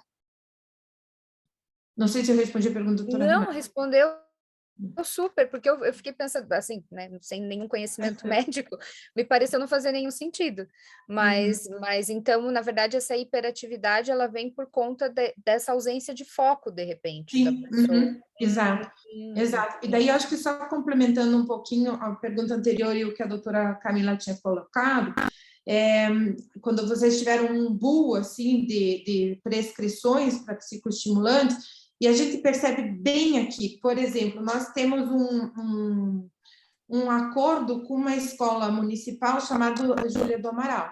Então, o que a gente faz? A gente faz o que deveria ser feito, e é o que é feito no primeiro mundo. O doutor Sabônia conheceu o doutor Isaac Bruck, ele que começou esse ambulatório, e a gente acrescentou e agregou a equipe interdisciplinar e multidisciplinar. Então, a fono avalia, a psicóloga, todos avaliam, oftalmologista, tem uma equipe multidisciplinar que tem só em 3 lugares no país todo. E aí passa a residente da neurologia, ela avalia essa criança e pensa, é um TDAH. E quando a gente tem toda essa avaliação multi, na verdade, às vezes é um problema com a fonoaudióloga, às vezes é um problema de audição, às vezes é um problema de processamento visual. E durante esse ano inteiro, a gente não pegou nenhuma criança que era um TDAH, todas tiveram outros problemas. Então, era uma criança que chegasse ao sistema público, recebendo um diagnóstico pelo neurologista de TDAH, ela ia receber um do psicoestimulante, quanto, na verdade, ela precisaria de uma pedagoga ou de uma fonoaudióloga, e a gente não tem isso no seu sistema SUS, né? Então, acaba, de forma geral, olhando de longe, acaba ficando bem mais caro, né? Porque acaba chegando lá para o doutor Rodolfo para pedir um Venvance que vai usar para a vida toda, enquanto, de repente, se a gente tivesse esse programa para todas as escolas municipais que a gente tem no estado, recebendo uma fonoaudióloga por um tempo de 1 ano, né, você resolveria o problema. Doutora Tônia? Oi, eu só queria falar com a doutora Renata, que ela falou sobre a questão do estimulante. Eu sou TDAH, meus filhos são TDAH. Como a doutora Ana falou, eu tenho um QI de 168. Então, eu fui descobrir o TDAH agora como adulta. Eu fiz 2 faculdades, 4 pós-graduações, e nada me impediu, porque eu fui encontrando os mecanismos. E hoje eu já tomei Ritalina e hoje eu tomo Venvance. Eu fui diagnosticada já adulta, por conta dos meus filhos com TDAH. Então, eu não tomo nenhum remédio para acalmar a minha hiperatividade, e o Venvance, ele me dá aqueles picos que eu preciso, porque senão eu tenho muito esquecimento, que nem a doutora Ana reiterou ali. Eu não consigo lembrar de tomar um remédio, eu tenho que botar eu colocava no alarme. E isso ele não me deixa mais estimulada, entendeu, doutora Renata? O Venvance, ele controla até o meu próprio hiperativismo, entendeu? Eu consigo ficar concentrada. Já os meus filhos não tomam a medicação, que é onde o doutor Rodolfo entrou, né? A questão de medicamentos. eu optei por não medicá-los e o que nós fazemos? Mas é aquilo, nós estamos lidando com uma pessoa que tem um poder aquisitivo, né, que são as terapias alternativas, que de repente seria o melhor dos mundos, não sei, em termos de orçamento para a União, que é a terapia alternativa. Eles fazem esporte, eles fazem natação, futebol, tem a psicopedagoga e a neuropedagoga acompanhando. E eu não sei se colocar o custo de uma medicação dessa, que pelo menos eu compro o Vivance a R$380, alguma coisa você consegue drenar pelo SUS. Por exemplo, aqui na minha cidade a gente tem, a prefeitura fornece futebol, então eu já não precisaria pagar o futebol. Uma psicopedagoga você encontra por R$80. Então, às vezes, todo o custo de uma medicação que o Estado teria poderia ser drenado para as próprias atividades que o município, pelo menos aqui, o município oferece muita coisa. Meus filhos estudam em escola municipal por conta disso. Então, eu vejo assim que o aparato pelo menos aqui na cidade de Cascavel, ele é bom. Então, eu acho que isso também reduz. Quando o cliente me busca para fazer uma ação, para pedir medicamento, eu sempre questiono ele, você já pediu as intervenções, entendeu, junto à prefeitura? Vamos pedir primeiro um futebol, vamos pedir alguma coisa, deixa eu conversar com esse neurologista, sabe? Antes da gente acionar primeiro, drogar essa criança, desculpa, doutora Ana, entendeu? Mas drogar essa criança tão cedo, se você pode tentar por terapias alternativas. E muitas vezes a gente tem a oferecer, você não vai aumentar o orçamento, mas ao mesmo tempo a medicação sim. Eu mesmo como advogada eu penso isso, você está aumentando, eu pago o tributo, então você está aumentando o orçamento, né, do município, do estado e da União. Então, eu como um estudo de caso, vamos colocar assim, os meus filhos, eu vejo solução antes claro, tem casos que tem que usar medicação, mas às vezes já vão direto para a medicação. Esse é o problema, essa falta de análise de ir direto para uma medicação, antes de avaliar outras alternativas que já está sendo oferecida pelo poder público. Entendeu? Então, acho que é muito cômodo ir para a justiça, né? Buscar a medicação. Eu acho que se ela é necessária, beleza, vamos buscar, né? Que os magistrados estão buscando esse conhecimento para ver como funciona, como não funciona, procuradores, mas, acima de tudo, a gente também, como sociedade, tem que questionar até que ponto a gente vai chegar, é necessária mesmo essa medicação, né? Ter uma seriedade em termos da gente fazer essas requisições ao poder público, antes de tentar outros meios. Era só essa ressalva que eu queria colocar. Renata?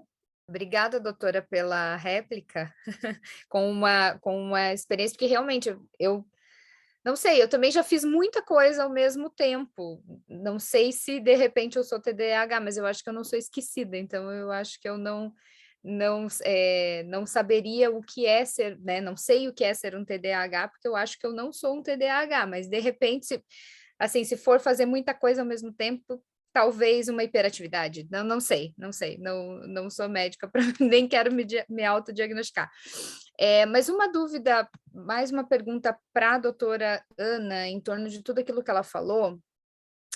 A doutora acredita que seria muita intromissão se na discussão do processo a gente questionasse se foram descartadas outras hipóteses de diagnóstico, porque eu vi ali a doutora falar, né, dessa questão da escola municipal e que vocês pegaram várias crianças com uma...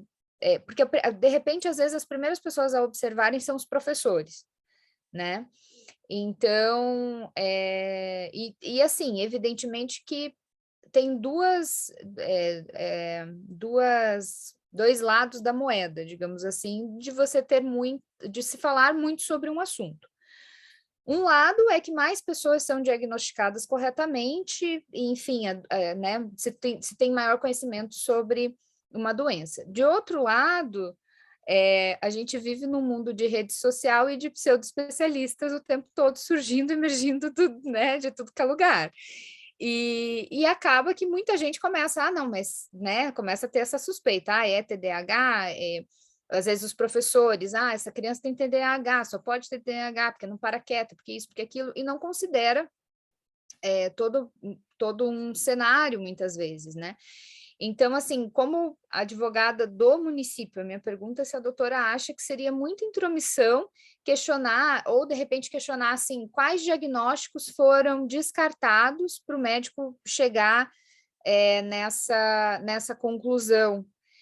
A doutora acha que seria razoável ou não? Seria muita intromissão no diagnóstico médico? Então, o que eu vou falar? Acho que o doutor Sobania vai poder responder melhor do que eu, né? Ele tem mais experiência, mas o que eu acho, né? Que isso é uma opinião pessoal minha. Eu prefiro discutir com o juiz. Eu lembro que a primeira vez que eu estive aqui, eu dizia, mas por que o juiz pediu isso, se esse remédio é uma barata? Daí a doutora Luciana ainda me explicou. Então, eu acho que quando tem uma conversa é muito mais fácil do que eu só mostrar o que é geral, né? E você vai estar lidando com vaidades. Eu prefiro, mas depende de cada um dos médicos. Dentro do ponto de vista do conselho, eu acho que você não poderia. Eu, médica, não posso questionar ou criticar um outro médico, né? E talvez uma alternativa seria, eu gostaria do relatório da fonoaudióloga, ela tem que passar por uma fono, gostaria do relatório, mas você pensando em outras suspeitas de diagnóstico, né? Eu acredito que não, vamos ver o que o doutor Sobania fala para a gente. Bom, esse comitê aqui, que a doutora formou e faz isso funcionar muito bem, tem exatamente esse objetivo, né? Porque todo pedido de uma receita médica, simplesmente, às vezes sem base nenhuma, ela tem que dar a informação adequada, tá? Vou pôr na minha área, o médico solicita que eu dê um paciente da minha idade, 85 anos, que eu deva fazer uma prótese total do quadril de material X. Quando eu sei, como profissional, que na minha idade, todas as próteses de quadril vão funcionar bem, tá? De 5 mil, a de 10 mil, a de 20 mil reais. Tá? Então, eu tenho que colocar ali dentro, como médico, e estou judicializando para esse paciente que precisa, senão ele não vai funcionar bem o seu quadril. Não, tem que ser questionado, sim, né? Mas sim formalmente, né? Para isso, o nosso desembargador Gebran já tem trabalhado muito no Tribunal de Justiça, no sentido de que a gente tem alguém para consultar. Não basta dizer, precisa tomar isso e eu tenho que dar esse remédio. Não é assim.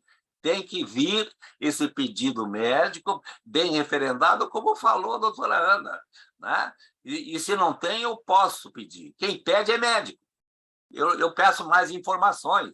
Não basta que o paciente diga, né? Eu, como já mais velho, um consultório me chega, paciente com um monte de exame debaixo do braço, se ele precisa ser operado. O que eu digo assim? A senhora tem que ser operada da coluna, por quê, né? Não, tem esses exames todos e o médico disse que eu preciso fazer. Mas ela entra tranquilamente, não se movimenta com dificuldade, senta na minha frente bem e pergunta, pelo seu andar, eu não preciso olhar esses exames e posso dizer afirmativamente que a senhora não precisa ser operada. E ela já estava com a guia de internação debaixo do braço. Eu digo, para me garantir, eu vou pedir que um coluneiro, que veja mais a coluna, examine a senhora. Logicamente, ele vai pedir uma radiografia nova, porque os exames que a senhora tem já são antigos e tudo mais, e ele vai dar a opinião certa. Mas, na minha opinião, como médico, olhe bem, não precisa se internar amanhã para operar na sexta-feira ou na segunda, terça-feira. Isso é normal, isso está dentro da ética médica, né? Eu, como solicitado e como autoridade médica, né? Lógico, não vai ser o advogado que vai conseguir. Talvez o advogado seja convencido pela maneira como foi posta para ele. Mas ele, como juiz, vai ter que consultar. Por isso, existem os NATs da vida, para que se veja, que se olhe, que antes de encaminhar, o Hospital de Clínicas aí faz isso muito bem, através do nosso companheiro, né, de oncologia, que está sempre com a gente, né, que examina e diz, o protocolo tem que ser isso, ele tem que ter isso, afastado isso, ele tem essa preocupação e a única solução que tem para ele é tomar esse remédio. Aí se cumpra. Né? Então, essa discussão de não poder, eu acho que, doutora, a gente pode intervir mais em benefício do paciente. O meu conhecimento e a minha opinião, eu, nesse momento, não digo nem que é da medicina, eu estou dizendo que não precisa fazer isso. Existe uma alternativa, né? Use uma coisa mais barata. Mas como o paciente tem posse e leu que a mais resistente próstata de quadril é essa, vai pedindo essa. E ele, com 85 anos, não vai viver mais 30 anos, não, com toda certeza, não vai viver. Né? Por aí.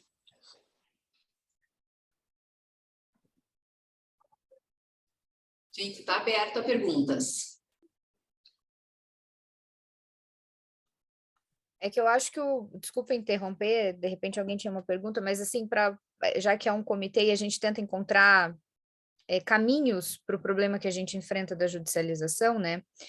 É porque a gente tem muitas situações em que o receituário médico ele é quase inquestionável, assim, né? E assim, eu como procuradora do município, muitas vezes a gente é colocado contra a parede mesmo, é um ente pagador, fornece ou fornece, né? E não tem muito espaço, e assim, tem várias dificuldades em relação à medicação psiquiátrica, porque a partir do momento que a pessoa começou a tomar, interromper o tratamento é bastante complicado. Então, assim, às vezes, antes de uma liminar mesmo, porque até mesmo as liminares em medicamento psiquiátrico às vezes são complicadas, né? Porque a partir do momento que você conceder e a pessoa começar a tomar, é muito difícil tirar esse tratamento, assim. Então, eu fico pensando em questão de discussão dentro do processo e de prova, e até mesmo, de repente, porque uma coisa que eu faço uma meia-culpa, que eu acho que nós, enquanto SUS, somos muito falhos. A gente não consegue organizar os nossos serviços para, de repente, por exemplo, assim, a gente se dispor previamente e falar, olha, eu como município, eu gostaria que esse paciente passasse pela avaliação da fonoaudióloga, passasse pela avaliação da psicóloga, a gente às vezes não se dispõe também e não tem condições, às vezes, de se dispor de fazer algo diferente, né? Então, eu faço essa meia-culpa, assim. Mas, de repente, encontrar uma maneira dentro do processo de questionar sobre essas outras possibilidades de diagnóstico, porque se a gente conseguir descartar de fato, porque a grande questão é, se não tem TDAH e eu vou tratar com medicação, a doutora, melhor do que eu, pode me dizer, e até mesmo fica a pergunta, doutora Ana, quais as possíveis consequências de não ser TDAH e a gente tratar como se fosse? Acho que esse é um ponto, porque também pode ser que a gente esteja causando mais danos do que ajudando. Então, me parece que, assim, uma questão de discussão e de pensar, e, enfim, né, aqui aproveitar a presença dos colegas juízes, promotores, para a gente pensar numa maneira de não ter, assim, só a receita e com a receita já fornecer um medicamento que pode, inclusive, causar dependência a longo prazo. Eu só queria acrescentar um pouco, deixa eu acrescentar um pouco aqui. O problema é médico. Se o médico disse que tem que tomar isso, outro médico que vai ter que dizer se pode ou não pode. Eu fui durante muito tempo assessor na Secretaria Municipal de Saúde, que a área encarregada dizia, Sobana, vem aqui, tem um caso assim. Podemos autorizar ou temos como discutir? Então, era médico para médico da área específica, né? Porque havia dúvida, porque, na verdade, não veio o pedido como nenhuma explicação. Veio simplesmente, precisa dar tal coisa. Ponto. Né? E não, assim não é. Por isso que tem que vir sempre substanciada de argumentos claros, como a doutora Ana falou. Se chegar com tudo o que ela disse, passou, fez isso, e precisa, lógico, precisa, para isso está aí a justiça e que tem que exigir que seja feita. Né? Esse é o ponto básico de tudo, né? E nós nos baseamos em protocolos claros, escritos, mais escritos, porque para tomar esse remédio tem que ter isso. Todos os critérios de diagnóstico foram colocados. O médico colocou todos esses critérios e que seguiu esses critérios, que está comprovado que ele tem isso aí, né? Substanciado por alguma coisa a mais, deu o remédio. Esse relatório é a exceção, né, doutor Sobani? Essa é a questão. Para nós, geralmente, vem uma receita pura e simples, nem as perguntas que o comitê faz. Essa receita pura e simples, eu acho que o comitê, a doutora Luciana, pode explicar melhor o que a gente tem pensado exatamente, porque a primeira vez que eu entrei nesse comitê e fui para Ponta Grossa, eles sentaram se tinha que tomar isso, não tinha que tomar isso. O juiz que estava do meu lado, sentado, me perguntou: o que eu faço? Eu recebo essa liminar para ser dada na sexta-feira de tarde. E o médico escreveu que é uma urgência. O que eu faço? Eu não tenho onde buscar recurso. Aí ele olhou para mim: o que eu faço? Eu ligo para o meu médico conhecido e digo: aqui tem um pedido para dar uma liminar para isso. E o que eu faço? O amigo que eu vi era oftalmologista. O oftalmologista disse para ele: eu não entendo nada. Se o médico pediu, dê. Né? Não é essa a resposta que nós esperamos, que esse comitê também trabalha exatamente para isso, e por isso nós estamos aqui mais uma vez.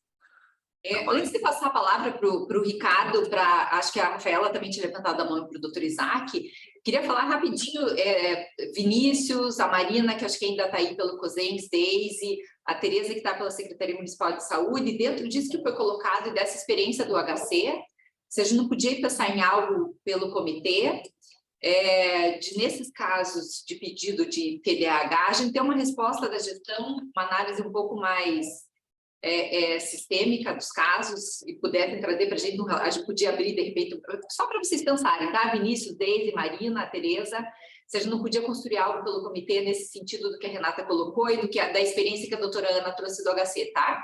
Fechou o parênteses, tá? A gente discute isso numa próxima reunião, mas só para vocês pensarem. Ricardo. Eu estou tentando abrir o meu vídeo aqui, só um pouco. Iniciar vídeo, tá aqui. Olá. Olá, bom dia a todos. Eu tinha uma pergunta para a doutora Ana. Ela fez menção a alguns medicamentos que não são psicoestimulantes, mas que não estão autorizados na Anvisa.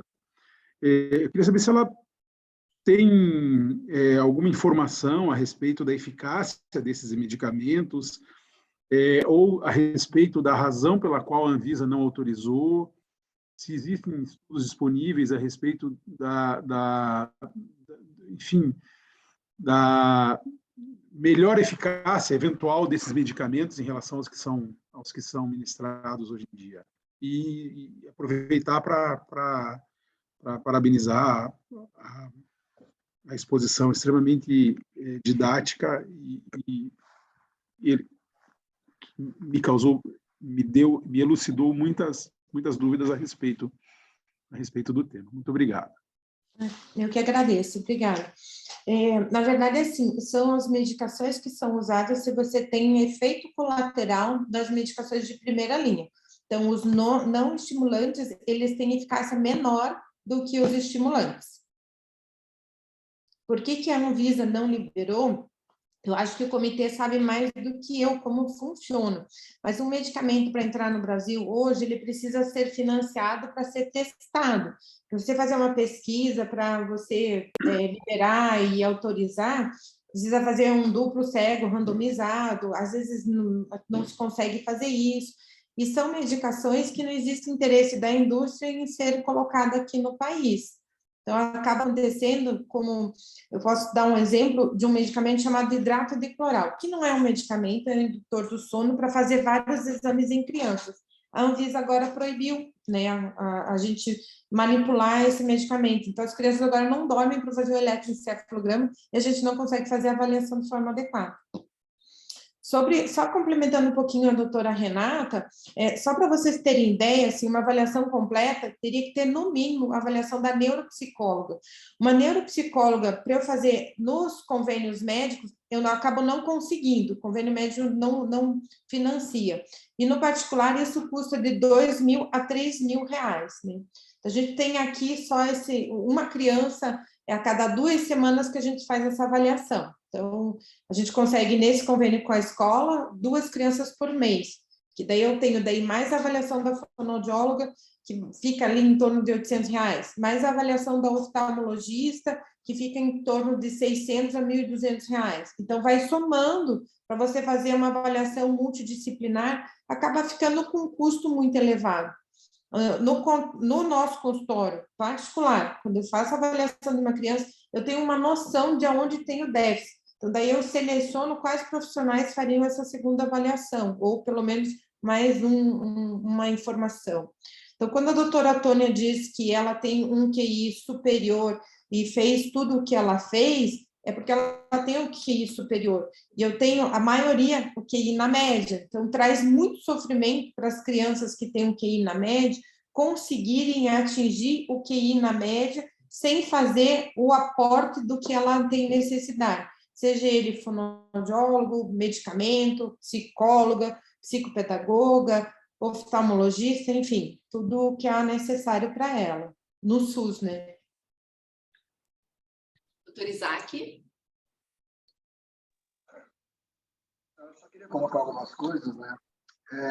Eu acho que a maior parte dos problemas que a gente poderia estar resolvendo são através dos protocolos, porque se você tem um protocolo, você tem um documento oficial no qual você pode se basear para tomar alguma decisão.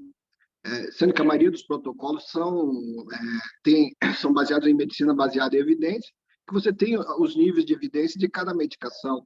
Tá? E se o município recebe um pedido, o que ele pode fazer? Ele pode, baseado no protocolo oficial, solicitar que o médico que está prescrevendo essa medicação, se ele não for da rede municipal, que ele responda às questões que estão dentro de um protocolo.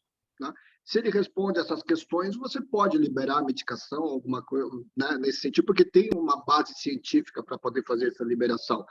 E a base sempre é a medicina baseada em evidências. Né? Então, eu acho que o protocolo ajuda muito nesse sentido de você tomar uma decisão mais racional. Né?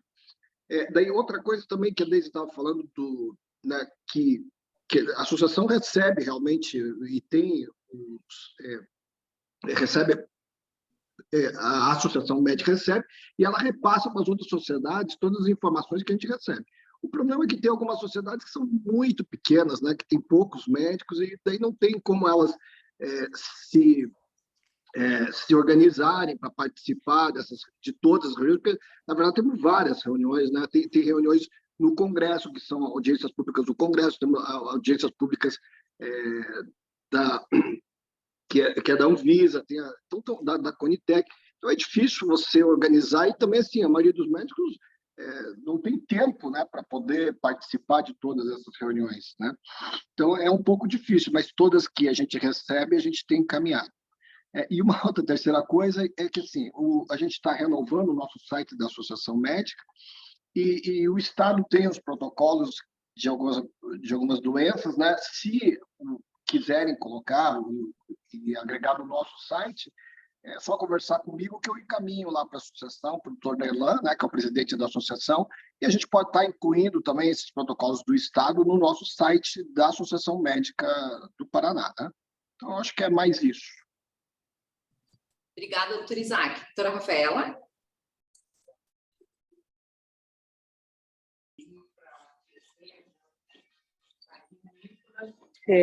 Bom dia, não sei se estão conseguindo me ouvir.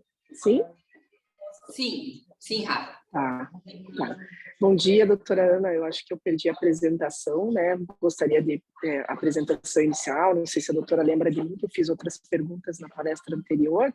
Eu sou da primeira vara da Fazenda Pública, né, de Curitiba, e queria agradecer, né, primeiramente, pelas ponderações da doutora, que para nós sempre são muito valiosas, assim, né? Nosso dia a dia é muito difícil de decidir essas questões. E eu fiquei com uma questão aqui a respeito da SUSCOP, suspensão dos medicamentos, que por vezes a gente tem aí uma demanda que o paciente já está com algum medicamento, que às vezes foi já deferido pela justiça, né? E aí precisa alterar, né? Trocar essa medicação. E como são medicamentos controlados, acredito eu que nessa questão do TDAH de ordem psiquiátrica, né? Qual que é o cuidado que nós devemos ter quando analisamos essa demanda? Porque às vezes até o médico, a gente repara que até o médico não é mais o mesmo, sabe?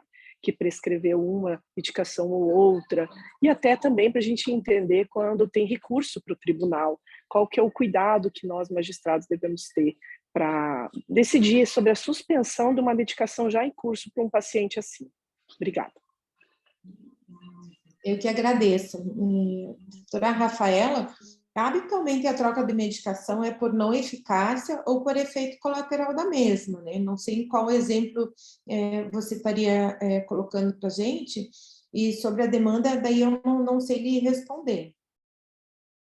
Assim, ó, doutora Ana, no sentido assim, ó, quando o paciente vem com uma demanda, ele já quer trocar o medicamento, e a demanda anterior às vezes está em curso ainda, e aí ele apresenta o efeito colateral, alguma coisa assim, né? Existe um período de desmame desses medicamentos, para que a gente possa já autorizar de imediato um novo medicamento, ou ainda fica persistindo aquele anterior até que ingresse o novo, entende? Uhum. Boa pergunta. Na verdade, todos os psicoestimulantes, eles são de ação rápida, não são ação acumulativa. Então, é diferente, por exemplo, de um antidepressivo, você vai fazendo o remédio todos os dias até atingir um pico de ação. Esses não, ele tem uma ação bem rápida e termina bem rápido. Tipo paracetamol, você está com dor de cabeça ali e não fica acumulando. Eles são assim. Então, tem como trocar, não precisa fazer desmame para eles. Agora eu entendi a pergunta. Doutores, mais alguma pergunta? Não? Então, eu pergunto para todos, continuamos com o tema na próxima reunião? Querem avançar nesse tema ou querem mudar o tema?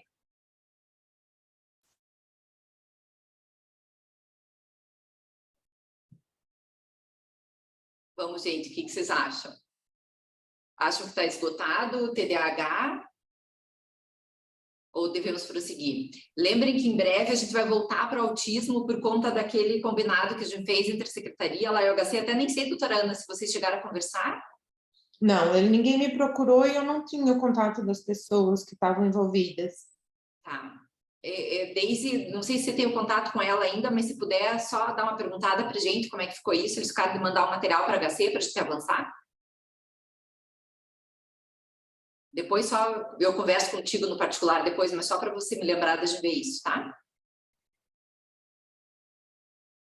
Eu queria colocar que eu estou bem feliz de participar desse comitê e agradecer muito a doutora Luciana. Tive a oportunidade de ver meu professor querido, que eu quero estar aos 85 anos com a mesma cabeça que o senhor tem, me conta o segredo, e vi o doutor Isaac, que é meu colega de turma, uma pessoa que é muito querida.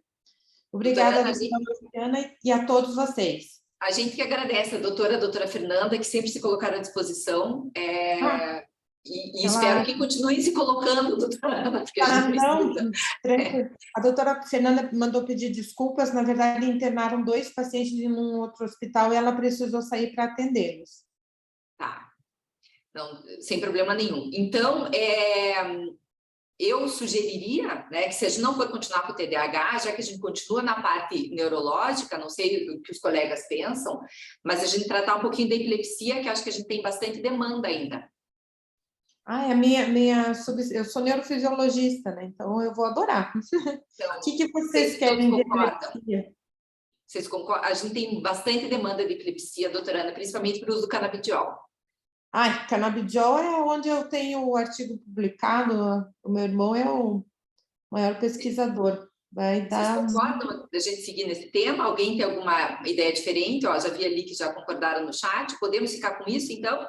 Sim. E daí, como a gente está na área de neuro, se alguém tiver algum questionamento para TDAH ou para autismo, a gente pode trazer na próxima, daí, né, doutora Ana? Porque daí a gente fica centrado na mesma área, pode ser?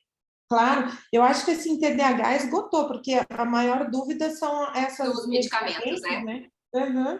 eu acho que podemos avançar, sim, para epilepsia. Existem outros medicamentos, existe o VNS, não sei se vocês querem falar só canabidiol e epilepsia. Não, eu acho que pode trazer tudo, doutora Ana.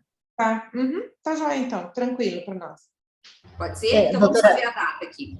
Fala, Luciana, não, só lembrando, a doutora Ana, lógico que deve conhecer que, no caso da epilepsia em si, tem protocolo, né, com oferta de produtos, né, então acho que só também resgatar um pouco do que tem, né, senão a gente fica só no que não tem. Se você puder nos ajudar nisso, agora em relação ao TDAH, eu mandei o material para a doutora Ana, aquele que eu tinha acesso. Se a secretaria quiser preparar já um material para mandar para ela antes da reunião? Sobre a epilepsia? Isso, o que tem, o que já está incluído, quais são os protocolos, pode ser? Sim. Tá. Eu acho que, se alguém puder passar meu contato para a doutora Deise? Eu passo. Tá, obrigada.